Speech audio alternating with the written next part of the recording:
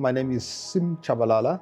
I am the Chief Executive of the Standard Bank Group, which is the largest financial institution on the African continent, measured by assets.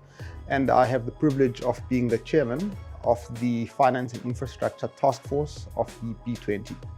Unlocking finance is critical for Africa's transition and competitiveness for a number of reasons. First of all, roughly 600 million people on the African continent do not have access to power, to the grid. To build the grid, you need a whole slew of infrastructure, which includes roads, bridges, and so forth. Our investment bank at Standard Bank calculates that we need roughly $3.4 trillion in the next 10 to 20 years to build that infrastructure. And in building that infrastructure, we have to make sure that it takes account of the single biggest issue facing humanity at the moment, which is the fact that we have more than 50% more CO2 than the pre-industrial era.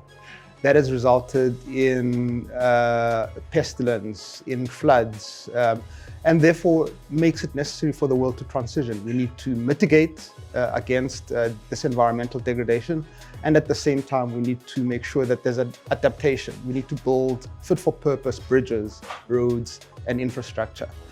All of that requires funding, and it requires financing.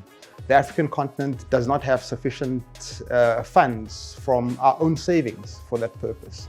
And we therefore have to mobilize society's resources on the continent and global resources for that purpose. Africa will shape global finance because this is the African century. Africans are getting healthier, wealthier, more productive. For the purposes of enjoying the demographic dividend, we need to build the infrastructure that would support the benefiting from that demographic dividend.